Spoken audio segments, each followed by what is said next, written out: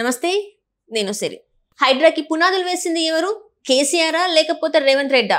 ఒకప్పుడు కేసీఆర్ మాట్లాడిన వ్యాఖ్యలు ఇప్పుడైతే మరి హైడ్రా గురించి సోషల్ మీడియాలో చర్చనీయాంశమైనాయి. దాని మీద మరింత సమాచారాన్ని మనకు అందజేయడానికి మనతో పాటు ఉన్నారు ప్రముఖ senior journalist, political analyst CS Rao గారు. నమస్కారం సార్. నమస్తే సార్, హైడ్రా అయితే ఇప్పుడు మనకి తెలంగాణలో ఎలా అయిందో మనం చూస్తున్నాం. అక్రమ కట్టడాలు ఎలా కూల్చేస్తుందో చూస్తున్నాం. అదే ఇది ఎప్పుడు అంటే హైడ్రా గురించి కేసీఆర్ గారు అయితే ఎప్పుడో మాట్లాడారు. ఆ మాటలు ఇప్పుడు సోషల్ మీడియాలో వైరల్ అయ్యాయి. ఇంతకీ మరి హైడ్రాకి పునాదులు వేసింది కేసీఆర్ లేకపోతే రేవంత్ రెడ్డి? నోరు ఎవరిది పెద్దదైతే సమాజంలోకి వాళ్ళ వాయిస్ వెళ్తుందని అంటారు. అలాగే అసలు హైడ్రాకి సంబంధించి క్రియేట్ చేసింది రేవంత్ రెడ్డి అనేది బీఆర్ఎస్ పార్టీ వాళ్ళు చెప్తున్నారు. కానీ దానికి పునాదులు ఎప్పుడో ముఖ్యమంత్రిగా ఉన్నప్పుడు కేసీఆర్ గారు వేశారు. అది ఇప్పుడు వైరల్ అవుతుంది, ట్రోల్ అవుతుంది సోషల్ మీడియాలో. అసలు సిటీలో ఉండేటువంటి అక్రమ నిర్మాణాలు, ఆక్రమణలు ఒక్కడు కూడా ఉండటానికి లేదు. ప్రతి సర్కిల్కి కూడా స్పెషల్ స్క్వాడ్స్ని పెట్టి మొత్తం కూల్చిపడేస్తారని చెప్పి కేసీఆర్ గారు ఎప్పుడో చెప్పారు. అసలు వాళ్ళ ప్రాజెక్టే నెక్స్ట్ ప్రాజెక్టు మూసీ ప్రక్షాళన, మూసీకి సంబంధించినటువంటి సుందరీకరణ బీఆర్ఎస్ పార్టీది. ఇన్ కేసు 2023 అసెంబ్లీ ఎన్నికల్లో మూడోసారి కనుక సీఎం అయినట్టయితే కేసీఆర్ గారు, ఇప్పుడు రేవంత్ రెడ్డి గారు హైడ్రాని పెట్టి కూల్చివేస్తున్నారని చెప్పి అంటున్నారు కదా, దానికన్నా పెద్ద ఎత్తున కూల్చేయడానికి కేసీఆర్ గారు అప్పుడే రెడీ అయ్యారు. ఆయన హైదరాబాద్లో ఉండేటువంటి ఆక్రమణ గురించి, తర్వాత అక్రమ నిర్మాణాల గురించి ఏమన్నారు అనేది చూద్దాం మన వాయిస్. 28,000 అక్రమ కట్టడాలు ఉన్నాయండి. అది 28,000 ఉన్నాయి సిటీలో అని చెప్తున్నారు. హైదరాబాద్ లో వర్షం నీళ్ళని తీసుకుపోయేటువంటి నాలాల మీద, స్టామ్ వాటర్ డ్రైన్స్ మీద 28,000 అక్రమ కట్టడాలని అది మూసీ ఒకటి మాత్రం చేస్తున్నాం. ప్రతి సర్కిల్ కు ఒక ఫ్లయింగ్ స్పాట్ పెట్టమని ఇప్పుడు చాలా సీరియస్ ఆదేశాలు ఇవ్వడం జరిగింది. హైదరాబాద్ లో అక్రమ కట్టడం కడితే నిర్దాక్షిణ్యంగా కూల్చివేస్తాం. ఇక నుంచి అక్రమ కట్టడాలు ఎట్టి పరిస్థితుల్లో హైదరాబాద్ లో అనుమతించబడాయి. నంబర్ 1. కట్టదాల్చుకున్న కూడా నేను హెచ్చరిక చెప్తా ఉన్నా, కట్టి మీ ఆస్తి చెడగొట్టుకోకండి, డబ్బులు పాడు చేసుకోకండి. దయచేసి నిర్దాక్షిణ్యంగా ప్రభుత్వం కూల్చివేస్తుంది. ఒకటి, లేకపోతే ఇటువంటి సిచ్యువేషన్ వస్తుంది. తర్వాత ఈ 28,000 నాలాల మీద కట్టిన అబ్స్ట్రక్షన్స్ కూడా తొలగించాల్సిన అక్కర ఉంటుంది. మీడియాతో నా ప్రార్థన, దయచేసి మీరు ఇప్పుడు ఎట్లయితే రిపోర్ట్ చేసిన సమస్యను ఇవి కూల్చేటప్పుడు కూడా మీరు పాజిటివ్ ధోరణితో కరెక్ట్ గా కూలుస్తున్న ప్రభుత్వం సపోర్ట్ చేయాలి. అది ధర్మం. ఎందుకంటే మరి సమస్య పోవాలి కదా.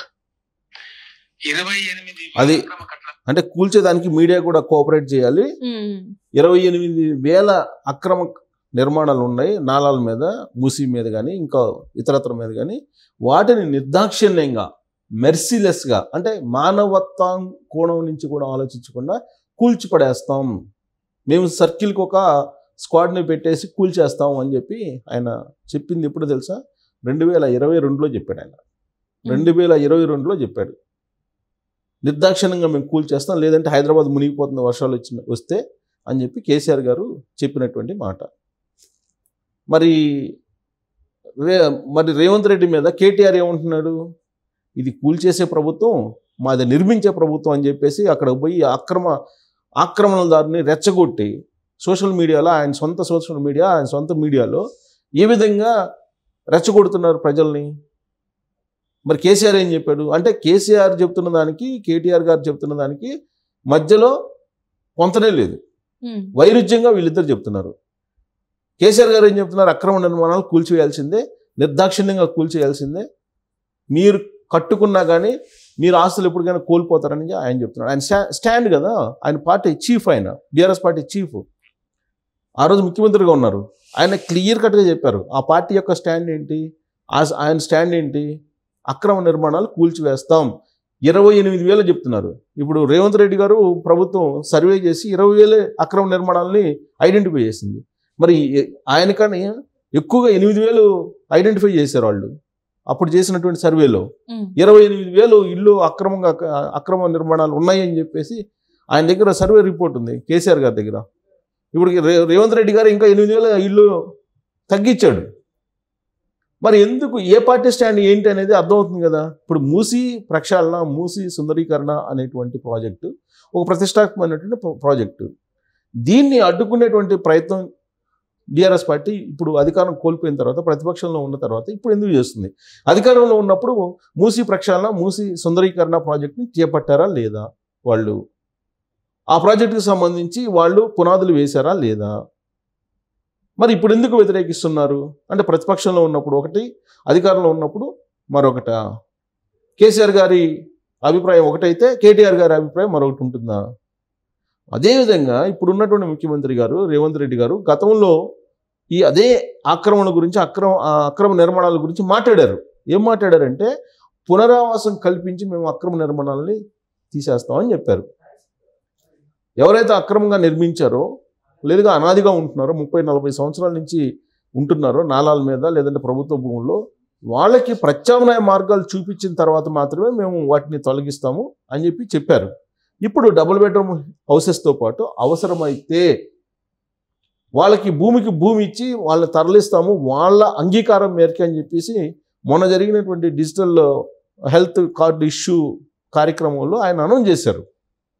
అందరితో మాట్లాడి వాళ్ళ అంగీకారం మేరకే మూసీ సుందరీకరణ, మూసీ ప్రక్షాళన జరుగుతుంది అని చెప్పి ఆయన చెప్తున్నారు. దీని మీద రాద్ధాంతం చేస్తూ తెలంగాణని దోచేసినటువంటి 10 సంవత్సరాల పాటు కల్వకుంట్ల ఫ్యామిలీ మీద ఆరోపణలు ఉన్నాయి కదా. రేవంత్ రెడ్డి గారు చెప్తున్నారు కదా, 1,00,000 కోట్లకు దోషేశారని.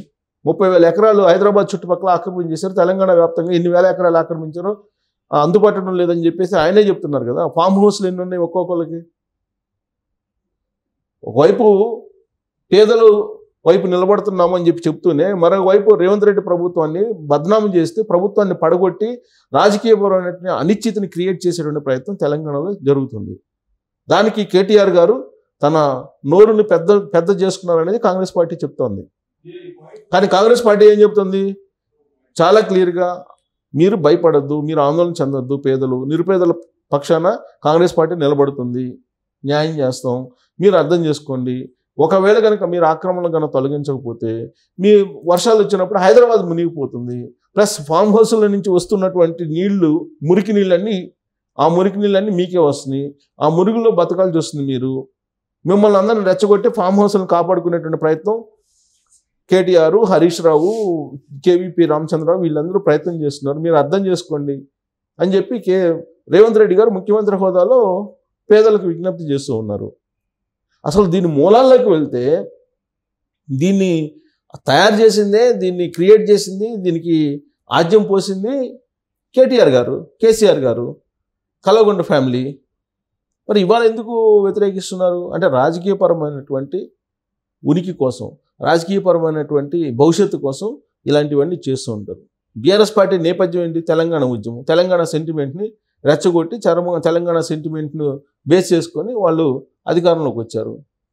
ఉద్యమం అప్పుడు ఏం చెప్పారు? దళిత ముఖ్యమంత్రిని చేస్తామన్నారు. ఆ తర్వాత ఏం చేశారు కేసీఆర్ గారు అనేది అందరికీ తెలుసు, ప్రపంచాన్ని అందరికీ తెలుసు. 10 సంవత్సరాల పాటు బంగారు తెలంగాణ అని చెప్పేసి ఎవరు బంగారు తెలంగాణ చేశారు, ఎవరికి బంగారు తెలంగాణ అయిందో అందరికీ తెలుసు. ఉద్యమకారులు ఎవరిని అడిగినా చెప్తారు. రైతులే దాదాపు 6,500 మంది చనిపోయారు ఆత్మహత్య చేసుకొని కేసీఆర్ గారి ప్రభుత్వంలో. ఎందుకన్నా దారుణమైనటువంటి వ్యవహారం ఉంటుందా? ఆయన తెలంగాణ కోసం బలిదానాలు చేసుకున్నటువంటి వాళ్ళకన్నా కూడా 6 రెట్లు ఎక్కువ ఉంది.